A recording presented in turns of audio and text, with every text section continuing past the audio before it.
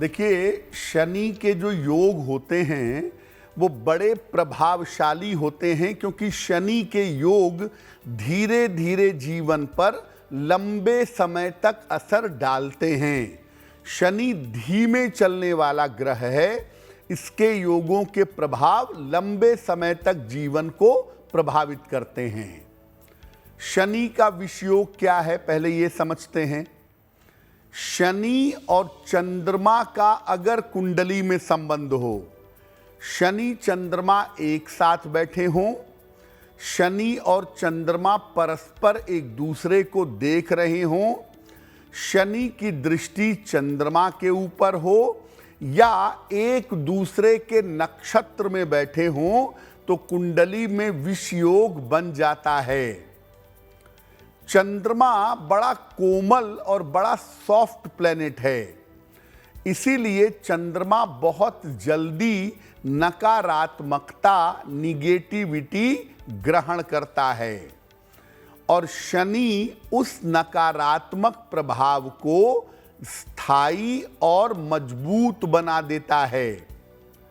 राहु उस प्रभाव को लंबे समय तक नकारात्मक बनाए रखता है।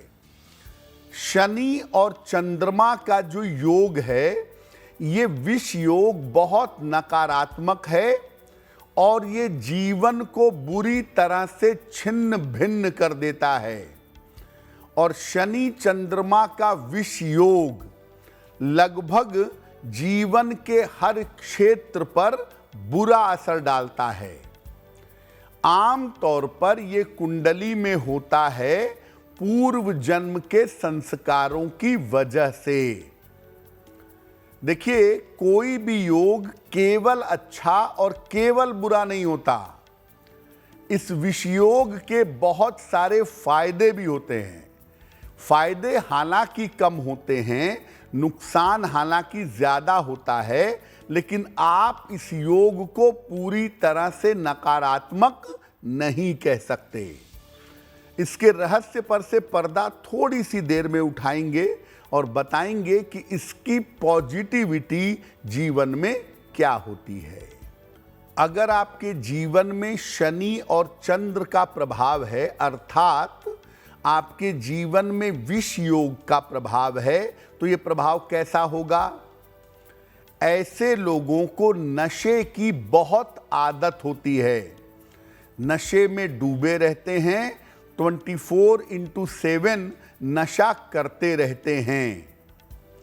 व्यक्ति की वाणी कर्कश होती है और स्वभाव रूखा होता है। अक्सर शनि चंद्र के प्रभाव वाले व्यक्ति को जीवन में अकेले रहना पड़ता है या अकेलेपन का अनुभव करना पड़ता है। व्यक्ति को विचित्र तरह की रहस्यमयी बीमारियां हो जाती हैं, अजीब टाइप की बीमारियां उसको परेशान करती हैं। ऐसे लोग शनि चंद्र का जिन पर प्रभाव होता है, तंत्र मंत्र, जादू टोना और क्षुद्र विद्याओं की तरफ झुक जाते हैं। उल्टी सीधी साधनाएं करते हैं, उल्टी सीधी सिद्धियों के चक्कर में पड़ते हैं, दूसरों को नुकसान पहुंचाने के लिए तंत्र का और जादू टोने का प्रयोग करते हैं। यानी सामान्य देवी देवता की पवित्र और सात्विक पूजा नहीं करते, उल्टी सीधी पूजा पाठ करते हैं। इस बात की संभावना उनके जीवन में बन जाती है। देखिए, विष योग लाभ भी पहुंचाता है, हालांकि भौतिक जीवन में इसका बहुत रोल नहीं होता। ऐसा योग होने पर कभी कभी व्यक्ति के पास ऑकल्ट पावर्स आ जाते हैं, रहस्यमयी शक्तियां आ जाती हैं। ऐसे योग से व्यक्ति की अतीन्द्रिय क्षमता, इंट्यूटिव पावर, चीजों को पहले से जान लेना, चीजों को पहले से समझ लेना, ये अतीन्द्रिय क्षमता बढ़ जाती है। सही दिशा मिलने पे ये योग व्यक्ति को उच्च स्तर का आध्यात्मिक बना देता है, हाई लेवल का स्पिरिचुअल बना देता है। इस योग वाले लोग विदेश में बहुत सफलता पाते हैं। अपने जन्म स्थान, अपने परिवार से दूर जाएं तो बहुत सफल होते हैं। लेकिन शनि के विष योग का जो सबसे बड़ा इंपैक्ट है कि ये मन की बड़ी परीक्षा लेता है, मन में बड़ी पीड़ा पैदा करता है। मन में इतनी तकलीफ, इतनी पीड़ा पैदा करेगा कि आपके मन में ये विचार आ जाता है कि पहले मैं जीवन का सत्य ही जान लूं, पहले मैं जीवन का सत्य जान लूं, ईश्वर को उपलब्ध कर लूं, फिर बाकी चीजें देखूंगा। यानी पीड़ा से अध्यात्म का सृजन होता है अगर शनि विषयोग है तो।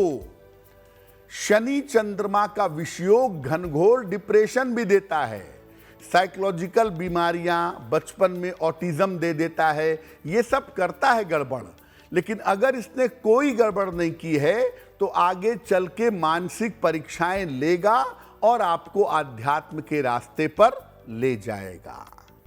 अगर कुंडली में विष योग है और आप उसके प्रभाव को समाप्त करना चाहते हैं तो क्या करेंगे? रोज सवेरे सूर्य भगवान को जल अर्पित करिए। सुबह के समय खाली पेट तुलसी दल का सेवन करिए। सुबह और शाम रुद्राष्टक, नमामि शमीशान निर्वाण रूपम विभुम व्यापकम ब्रह्मवेद स्वरूपम, इस रुद्राष्टक का सुबह शाम पाठ करिए। एकादशी का उपवास, महीने में 2 बार एकादशी आती है, जरूर रखिए।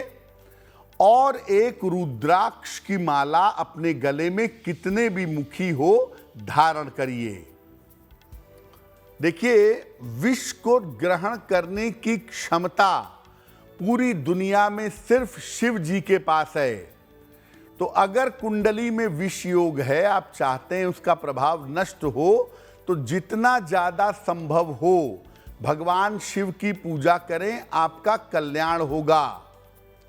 और याद रखिए, शिव जी को भांग, धतूरा, बेलपत्र नियमित रूप से चढ़ाएं, जल अर्पित करके प्रार्थना करें।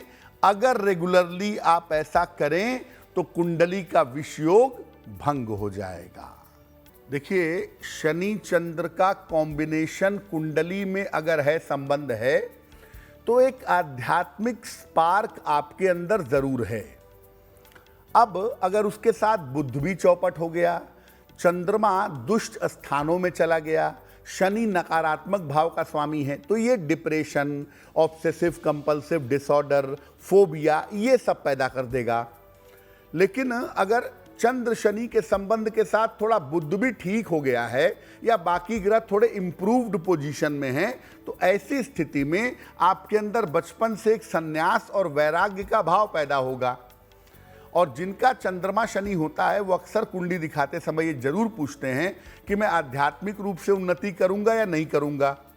तो अगर आपके साथ ऐसा है तो आप प्रयास करिए कि आप किसी सही गुरु की शरण में जाएं, सही गुरु की बातें सुने, उसका अनुसरण करें और आध्यात्मिक जीवन पर आगे बढ़ें। अगर आप ऐसा करना शुरू करें, नियमित रूप से साधना करें, जब तक गुरु नहीं मिलते हैं मंत्र जप करें, ध्यान करें, तो निश्चित रूप से आध्यात्मिक शक्तियां आपकी बढ़ेंगी और आप आध्यात्मिक मार्ग पर आगे बढ़ पाएंगे। शनि चंद्रमा वाले अक्सर नशे के शिकार होते हैं, तो मैं ये भी कहूँगा कि अगर आपके अंदर नशे की कोई टेंडेंसी है या आपके अंदर डिप्रेशन है और आप आध्यात्मिक रास्ते पे चलना शुरू कर देते हैं, किसी गुरु की शरण में चले जाते हैं, आध्यात्मिक मार्ग पकड़ लेते हैं, तो आपका डिप्रेशन, आपका अवसाद, नशे की आदत, ये सब भी दूर होनी शुरू हो जाती है। अगर आप मुझसे जुड़ करके अपनी समस्याओं का समाधान चाहते हैं और चाहते हैं कि आपकी समस्याओं को ज्योतिष के माध्यम से सुलझाया जाए, तो आप हमसे संपर्क कर सकते हैं, जुड़ सकते हैं एस्ट्रो तक पर।